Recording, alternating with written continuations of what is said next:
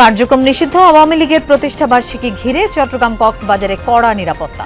রাজপথে বিএনপি নেতাকর্মীদের সভা সমাবেশ।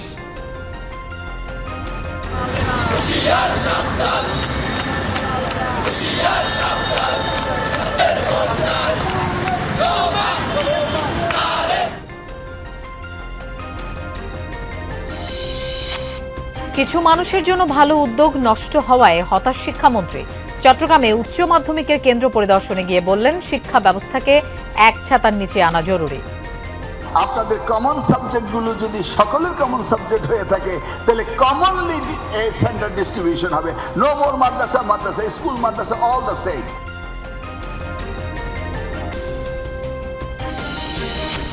বন্দরনগরীতে আবারও আলোচনায় অ্যাম্বুলেন্স সিন্ডিকেট।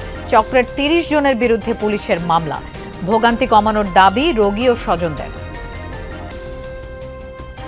অ্যাম্বুলেন্স আমরা নিতে গেলে অতিরিক্ত টাকা দিয়ে জিম্মি করা আমার থেকে ৮,০০০ টাকা দাবি করছে। তারপরে আমার কাল তো একটা ১,৫০০ টাকা দিছিল, তারপরেও মানতেছে না।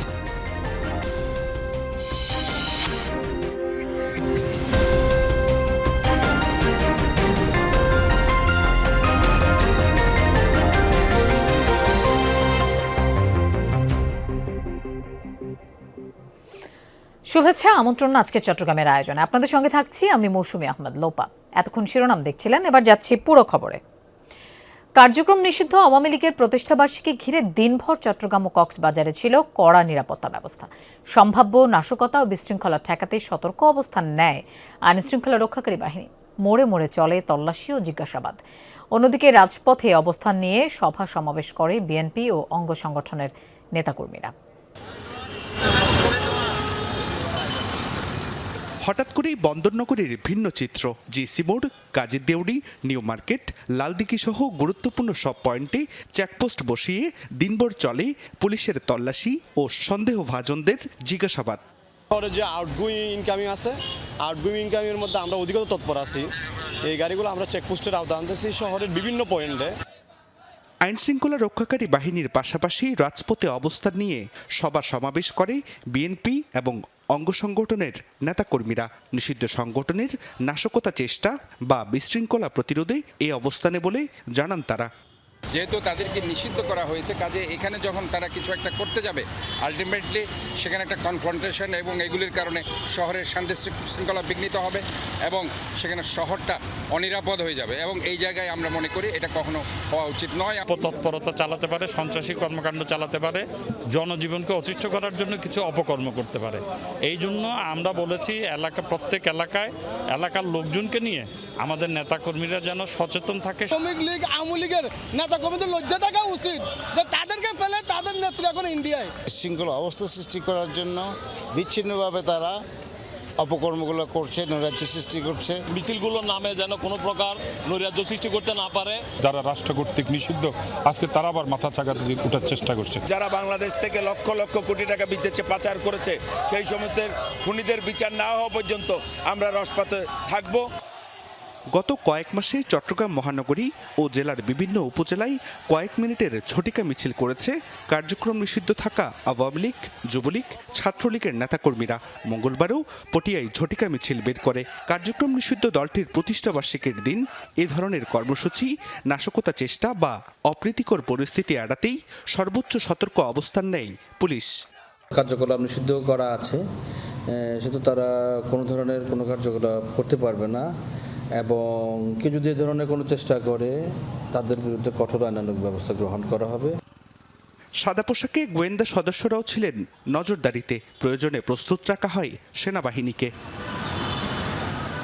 কক্সবাজারে বিজিবি মোতায়েনের পাশাপাশি দিনভর র্যাব পুলিশের টহল জোরদার করা হয়। অন্যদিকে কক্সবাজার শহরের বিভিন্ন মোড়ে অবস্থান নিয়ে মিছিল সমাবেশ করেন বিএনপি, যুবদল, ছাত্রদল সহ অঙ্গ সহযোগী সংগঠনের নেতাকর্মীরা। যারা আজকে বাংলাদেশের রাজনীতি তাদের বিরুদ্ধে আগামীতে দুর্বল প্রতিরোধ করে তুলতে হবে। জুবাইর রিফাত, যমুনা নিউজ। দর্শক, আমরা এই বিষয়ে আরও জানবো। আমাদের সাথে যোগ দিচ্ছেন সহকর্মীরা। শুরুতেই চট্টগ্রামে যেতে চাই, সহকর্মী আলামিন শিকদার আমাদের সাথে শুরুতেই যোগ দেবেন। আলামিন, চট্টগ্রামে সার্বিক আইন শৃঙ্খলা পরিস্থিতি কেমন দেখছেন, একটু বিস্তারিত জানতে চাই।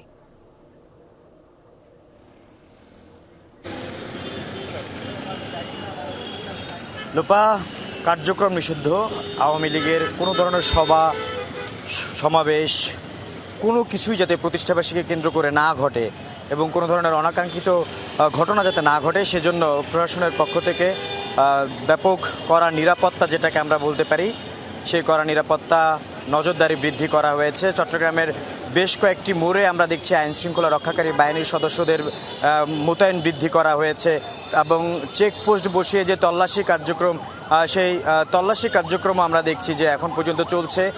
গাড়ি দাঁড় করানো হচ্ছে, জিজ্ঞাসাবাদ চলছে এবং সেখানে যারা থাকেন তাদের সাথে কথা বলছেন, জানতে চাওয়া হচ্ছে কোথায় যাচ্ছে, কেন যাচ্ছে। এই যে পুরো শরীরও আমরা দেখছি যে তল্লাশির যে কার্যক্রম সেটি কিন্তু এখন পর্যন্ত চলছে। সেনা মোতায়েন করা হয়েছে, আইনশৃঙ্খলা রক্ষাকারী বাহিনীর সদস্যদের উপস্থিতি বৃদ্ধি করা হয়েছে, সেটা কিন্তু আমরা দেখতে পাচ্ছি। এখন পর্যন্ত যে চেকপোস্ট সেই চেকপোস্টগুলো চট্টগ্রামের বেশ কয়েকটি স্থানে কিন্তু এই ধরনের তল্লাশি চৌকি বসানো হয়েছে যাতে করে কোনো ধরনের অনাকাঙ্ক্ষিত কোনো ঘটনা না ঘটে এবং যেহেতু কার্যক্রম নিষিদ্ধ ঘোষণা করা হয়েছে কোনো ধরনের প্রতিষ্ঠাবার্ষিকীকে কেন্দ্র করে আওয়ামী লীগ কিংবা তার অঙ্গ সংগঠন কোনো ধরনের সভা সমাবেশ করতে না পারে সেটার জন্যই কিন্তু এই তল্লাশি কার্যক্রম সেটাও বৃদ্ধি করা হয়েছে, চেকপোস্ট বসানো হয়েছে। এই দৃশ্যগুলো আমরা চট্টগ্রামের বেশ কয়েকটি গুরুত্বপূর্ণ মোড়ে একই দৃশ্য দেখছি এবং আমরা এই মুহূর্তে কাজিরদেউরি মোড়ে রয়েছি। একইভাবে চট্টগ্রামের বেশ কয়েকটি গুরুত্বপূর্ণ মোড়কে অর্থাৎ 16টি মোড়কে চিহ্নিত করে সেই সব জায়গাগুলোতে তল্লাশি কার্যক্রম বাড়ানো হয়েছে। এর আগে থেকেও অন্তত 20টি মোড়ে নিয়মিত কার্যক্রম চলতো, তল্লাশি কার্যক্রম চলতো চট্টগ্রাম যে মেট্রোপলিটন পুলিশ রয়েছে তাদের। লোপা। আলামিন, আপনাকে ধন্যবাদ আমাদের সাথে যোগ দেওয়ার জন্য। দর্শক, আমরা এবার কক্সবাজারের খবর জানতে চাই। এহসান আল কুতুবী আমাদের সাথে যোগ দিচ্ছেন। এহসান, কক্সবাজারে তো বিজিবি মোতায়েন হয়েছে, এখন শহরের পরিস্থিতি কেমন দেখছেন?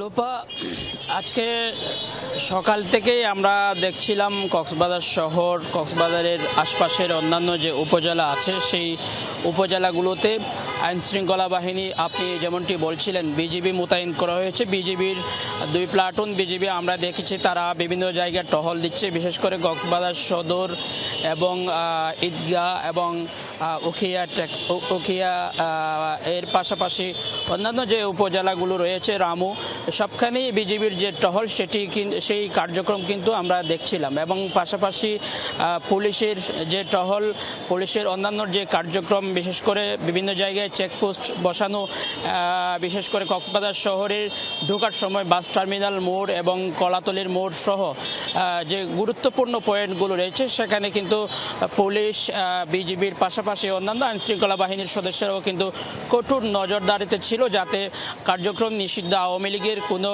কর্মসূচি পালন করতে না পারে আজকে তাদের যে প্রতিষ্ঠাবার্ষিকীকে ঘিরে। এবং গতকালকে রাত্রেও আমরা দেখেছি বিভিন্ন জায়গায় পুলিশের টহল ছিল। আর এর পাশাপাশি আইনশৃঙ্খলা বাহিনীর পাশাপাশি কিন্তু রাজনৈতিক দলের নেতাকর্মীদের যে মিছিল মিটিং, তাদের যে কার্যক্রম, বিশেষ করে বাংলাদেশ জাতীয়তাবাদী দল এবং যুবদল, ছাত্রদল, স্বেচ্ছাসেবক দল সহ বিভিন্ন অঙ্গ সংগঠনের নেতাকর্মীরা কিন্তু আজকে কক্সবাজার শহরে আমরা দেখেছি বিভিন্ন মোড়ে তারা অবস্থান নেই এবং সেই অবস্থান থেকে তারা সেখানে অবস্থান নিয়ে তারা বিক্ষোভ মিছিল করে এবং প্রতিবাদ সভা সহ বিভিন্ন কার্যক্রম আমরা দেখেছি। এবং সবশেষ তারা বলেছেন যে আওয়ামী লীগের প্রতিষ্ঠাবার্ষিকীকে ঘিরে কোনো কার্যক্রম তারা চলতে দিবে না, সেই ঘোষণা থেকে কিন্তু তারা আজকে সারাদিন বিভিন্ন কার্যক্রম চালিয়েছে। লোপা। এহসান, আপনাকে ধন্যবাদ আমাদের সাথে যোগ দেওয়ার জন্য। দেশের শিক্ষা ব্যবস্থা এক ছাতার নিচে আনা দরকার। অভিন্ন প্রশ্নে সারা দেশে পরীক্ষা নেয়া তারই প্রথম ধাপ। উচ্চ মাধ্যমিক ও সমমান পরীক্ষা উপলক্ষে চট্টগ্রাম শিক্ষা বোর্ড ও এই অঞ্চলের মাদ্রাসা ও কারিগরি বোর্ডের ভারপ্রাপ্ত কর্মকর্তাদের সাথে মতবিনিময় সভায় এসব কথা বলেন শিক্ষামন্ত্রী আনম এহসানুল হক মিলন।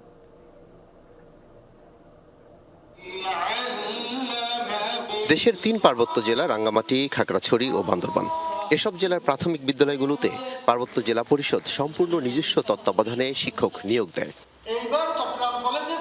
এছাড়া কোনো উচ্চ মাধ্যমিক স্কুল বা কলেজ যদি সরাসরি জেলা পরিষদের বিশেষ অনুদানে বা নিজস্ব ব্যবস্থাপনায় চলে তবে তার নিয়োগও পার্বত্য জেলা পরিষদ দিয়ে থাকে। আপনার প্রতিষ্ঠান যদি আপনি ভালোভাবে, এটি নানা জটিলতা তৈরি করছে বলে মনে করেন শিক্ষামন্ত্রী। তারা এক দেশের ভিতরে আরেক দেশ, আমি এখানে শিক্ষক নিয়োগ দিতে পারি না, আমি ওখানে আমার কোনো জুরিডিকশন নাই, তাহলে উনার জুরিডিকশন হেলাল সাহেব, আমি সেই আলোচনাগুলি করছিলাম। কারণ আমার ভাবনা, হেলাল সাহেবের ভাবনা, আমাদের বাংলাদেশ একটি বাংলাদেশ, বাংলাদেশের ভিতরে আরেকটি বাংলাদেশ না। এবং শিক্ষায় যদি আমি সবচেয়ে বেশি কার্যকর ভূমিকা নেই, তাহলেই সকলেই আমরা একত্রিত হব। এ সময় তিনি বলেন, দেশের শিক্ষা ব্যবস্থা এক ছাতার নিচে আনা জরুরি। অভিন্ন প্রশ্নে সারা দেশে পরীক্ষা নেয় তারই প্রথম ধাপ। তবে এমন নানান ভালো উদ্যোগ কিছু মানুষের জন্য নষ্ট হয়ে যায় বলে হতাশা প্রকাশ করেন মন্ত্রী। তারা কতটুকু বিবেকহীন বাচ্চাদেরকে পচা খাবার দিয়ে সবগুলি হসপিটালে পাঠিয়েছে। Nobody cares, no civic sense। আমাদের হিউম্যান বিং তাই মনে হয় না, মানে এইভাবে আমাকে মাইক্রো লেভেলে খোঁজ নিতে হয়। তার মানে কি, there is certain people doesn't want to cooperate with us। এইভাবে যদি এখনই আমাদের ভিতরে থেকে আমাদেরকে কোঅপারেশন না করেন, যেটা আমরা ওই যে গুপ্ত বলে জানি আর কি, জায়গায় জায়গায় গুপ্ত। মতবিনিময় সভায় বিশেষ অতিথি চট্টগ্রামের মেয়র ও পার্বত্য চট্টগ্রাম বিষয়ক প্রতিমন্ত্রী বলেন, পার্বত্য অঞ্চলের প্রাথমিক শিক্ষায় আরও বেশি নজর দেওয়া দরকার। আত্মনির্ভর, স্বনির্ভর এবং সমৃদ্ধশালী প্রগতিশীল বাংলাদেশ যদি আমরা বিনির্মাণ করতে চাই, তাহলে অবশ্যই আমাদের আগামী প্রজন্মকে শুধু শিক্ষিত নয়, শিক্ষার পাশাপাশি আমাদেরকে তাদেরকে আলোকিত মানুষ হিসেবে গড়ে তুলতে হবে। এবং এই শিক্ষাটা শুরু হবে কিন্তু একদম প্রাইমারি লেভেল থেকে। আমরা দেখেছি গত 5 বছর শিক্ষার হার অনেক বৃদ্ধি পেয়েছিল, কিন্তু শিক্ষার মান বৃদ্ধি পায়নি, যার কারণে অনৈতিক শিক্ষায় আমরা দেখতে পেয়েছি এই যে কিশোর গ্যাং, নৈরাজ্য, সন্ত্রাস, দুর্নীতি গত 17 বছর আমরা দেখেছি। এ সময় শিক্ষকরা তাদের নানান সমস্যার কথা তুলে ধরেন। পরীক্ষা কেন্দ্র নিয়ে জটিলতা কমাতে 4টি ইউনিয়ন নিয়ে একটি আলাদা পরীক্ষা কেন্দ্র করার চিন্তা আছে বলে আশ্বাস দেন মন্ত্রী। আল আমিনা কহন, যমুনা নিউজ, চট্টগ্রাম। আমার আলোচনায় চট্টগ্রামের সেই অ্যাম্বুলেন্স সিন্ডিকেট যাদের বিরুদ্ধে অভিযোগের শেষ নেই, কর্তৃপক্ষ লাগাম টেনে না ধরলেও এবার এই চক্রের 30 জনের বিরুদ্ধে মামলা করেছে পুলিশ। আদালতের নির্দেশে প্রাথমিক তদন্তে মিলেছে অভিযোগের সত্যতা। এবার সিন্ডিকেট ভেঙে ভোগান্তি নিরসনের দাবি রোগী এবং স্বজনদের। চট্টগ্রাম মেডিকেল কলেজ হাসপাতালে চিকিৎসা নিতে আসা রোগী ও স্বজনদের অনেকেরই প্রয়োজন পড়ে অ্যাম্বুলেন্স সার্ভিসের। আর এই চাহিদাকে পুঁজি করে গড়ে উঠেছে কথিত অসাধু এক সিন্ডিকেট, যাদের বিরুদ্ধে অতিরিক্ত ভাড়া আদায়, বাইরের অ্যাম্বুলেন্স প্রবেশে বাধা এবং রোগী স্বজনদের জিম্মি করে রাখার অভিযোগ দীর্ঘদিনের। অবশেষে আদালতের নির্দেশনার পর এবার তাদের বিরুদ্ধে মামলা করেছে পুলিশ। গণমাধ্যমে প্রকাশিত প্রতিবেদন এবং সামাজিক যোগাযোগ মাধ্যমে ছড়িয়ে পড়া অভিযোগ আমলে নিয়ে গত 8 জুন তদন্তের নির্দেশ দেন চট্টগ্রামের চিফ মেট্রোপলিটন ম্যাজিস্ট্রেট। 13 দিন পর থানায় অজ্ঞাতনামা 20 থেকে 30 জন অ্যাম্বুলেন্স মালিক ও চালকের বিরুদ্ধে মামলা করে পুলিশ। যাদের সম্পৃক্ততা পাওয়া যাবে এবং যাদের আসলে ঘটনার দোষী পাওয়া যাবে তাদেরকে আমরা লায়াবল করে আমরা একটা কোর্টে প্রতিবেদন প্রেরণ করব। কদিন আগে অ্যাম্বুলেন্স চক্রের দৌরাত্ম্য বন্ধে এনসিপি নেতাকর্মীদের প্রতিবাদ কর্মসূচি চলাকালে হয় সংঘর্ষ। পরদিন মেয়রের উপস্থিতিতে এক সভায় অ্যাম্বুলেন্সের আরও ভাড়া বাড়ানো হয়। আমরা এদের বিরুদ্ধে কাজ করতে গিয়ে উল্টা ওই এখানে সিন্ডিকেটের হাতে আমরা অনেকবার হামলার শিকার হয়েছি। বাইরের অ্যাম্বুলেন্সটাকে ঢুকতে পুরো বাংলাদেশের কোথাও দেয় না, মানে এটা একটা উদাহরণ হতে পারে না। পুরো বাংলাদেশের সন্ত্রাসী কার্যক্রম চলে, তার মানে কি আপনি বলবেন যে এখানেও সন্ত্রাসী কার্যক্রম চলবে? যেখানে স্বয়ং মেয়র মহোদয় ওনাদেরকে ভাড়া বাড়ানোর ভিতরে সহযোগিতা করছে, সেখানে ওনাদের শক্তি তো বেশি হবেই। মামলা আইনগতভাবে মোকাবেলার কথা জানান অ্যাম্বুলেন্স মালিক ও চালক সংগঠনের নেতারা। মামলাটা আমাদের বিরুদ্ধে কেন হবে? এখানে যে সমস্ত বিষয়গুলি আসছে সেই সমস্ত বিষয়গুলির মধ্যে কি আমরা সংযুক্ত আছি? যেহেতু মামলা হয়েছে, এই বিষয়ে মামলার বিষয়ে আমার এই মুহূর্তে কোনো মন্তব্য নেই। যেহেতু এটা বিচারাধীন, এটা পুরোটা এখন ব্যাপারটা হচ্ছে আদালতের এখতিয়ার। আদালত যেভাবে ব্যবস্থা নেবে সেভাবে প্রশাসন সিদ্ধান্ত নেবে। অ্যাম্বুলেন্স নিয়ে দুর্ভোগের অবসান চান রোগী ও স্বজনরা। বেশি 200 গজ হবে, সিটাং হাসপাতাল থেকে ট্রিটমেন্ট আমার থেকে 8,000 টাকা দাবি করছে। তারপরে আমার কাল তো একটা 1,500 টাকা দিছিল, তারপরেও মানতেছে না। এখান যেগুলো অ্যাম্বুলেন্স আছে তাদের কাছে অ্যাম্বুলেন্স আমরা নিতে গেলে অতিরিক্ত টাকা দিয়ে জিম্মি করা আমাদের। এটা যদি আমরা যদি বাইরে থেকে নিতাম আমাদের অনেক উপকারী হতো। এখন এরা যা দাম চাচ্ছে তাই দিতে হচ্ছে আমাদের থেকে। শহীদুল সুমন, যমুনা নিউজ, চট্টগ্রাম। আন্তজেলা সড়ক পরিবহন শ্রমিক ইউনিয়নের সাধারণ সভা অনুষ্ঠিত হয়েছে চট্টগ্রামে। নগরের মনসুরাবাদে এই সভায় সংসদ সদস্য এবং শ্রমিক নেতা অ্যাডভোকেট শামসুর রহমান শিমুল বিশ্বাস বলেন, পরিবহন শ্রমিকরা দেশের উন্নয়ন এবং উৎপাদনে গুরুত্বপূর্ণ অবদান রাখলেও তারা সবসময় অবহেলিত। তাদের বিরুদ্ধে যে কোনো ষড়যন্ত্র ঐক্যবদ্ধভাবে প্রতিহত করা হবে বলে মন্তব্য করেন তিনি। সভায় পরিবহন শ্রমিক ইউনিয়নের কেন্দ্রীয় সভাপতি, সাধারণ সম্পাদক সহ চট্টগ্রামের নেতারা বক্তব্য রাখেন। বান্দরবানের লামায় নাজিরাম ত্রিপুরা পাড়ায় ত্রিপুরা সম্প্রদায়ের জমি বেদখল, অগ্নিসংযোগ এবং নিপীড়নের প্রতিবাদ জানিয়ে বিক্ষোভ মিছিল ও সমাবেশ হয়েছে। সকালে আদিবাসী ছাত্র জনতার ব্যানারে বান্দরবানের রাজার মাঠ থেকে একটি বিক্ষোভ মিছিল বের হয়। বিক্ষোভ মিছিলটি শহরের বিভিন্ন এলাকা প্রদক্ষিণ শেষে প্রেস ক্লাবের সামনে গিয়ে শেষ হয়। পরে প্রেস ক্লাবের বিক্ষোভ সমাবেশ করে তারা। সমাবেশে বক্তারা নাজিরাম ত্রিপুরা পাড়ায় ত্রিপুরা সম্প্রদায়ের ভূমি বেদখল, অগ্নিসংযোগের চেষ্টা এবং এলাকাবাসীকে মারধরের অভিযোগ করেন। জড়িতদের দ্রুত আইনের আওতায় আনার দাবি জানান আন্দোলনকারীরা। খাদ্য নিরাপত্তায় কৃষি তথ্য সার্ভিসের ভূমিকা শীর্ষক সেমিনার শেষ হয়েছে চট্টগ্রামে। হাটহাজারীতে কৃষি প্রশিক্ষণ ইনস্টিটিউটে এই সেমিনারে বক্তারা দেশের সব অঞ্চলে খাদ্য নিরাপত্তায় গৃহীত পদক্ষেপ এবং এর সুফল তুলে ধরেন। এছাড়া কৃষি কথা ও কৃষি ডায়েরির গ্রাহক সংগ্রহে অবদান রাখায় বেশ কয়েকজন উপজেলা কৃষি কর্মকর্তাকে সম্মাননা প্রদান করা হয়। এ সময় কৃষি সম্প্রসারণ অধিদপ্তরের উপপরিচালক, প্রশিক্ষণ ইনস্টিটিউটের অধ্যক্ষ সহ কর্মকর্তারা উপস্থিত ছিলেন।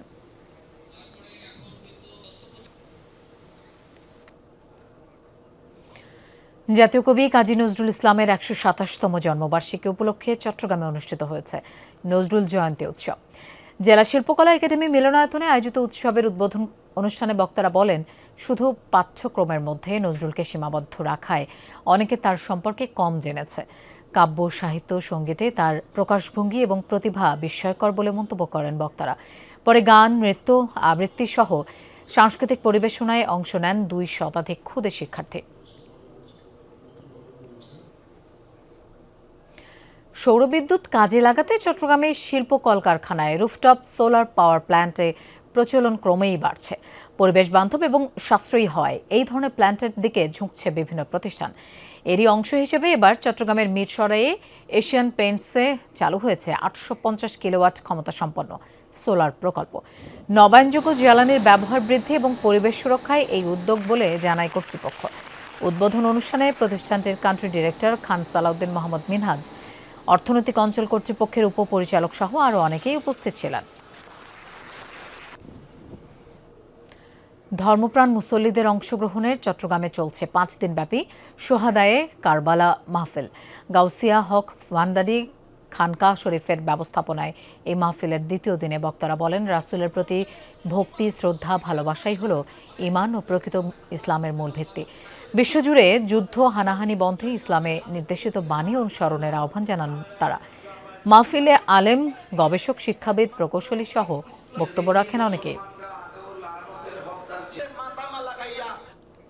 দর্শক, এই ছিল আজকে চট্টগ্রামের আয়োজনের। এতক্ষণ সাথে থাকার জন্য ধন্যবাদ সবাইকে।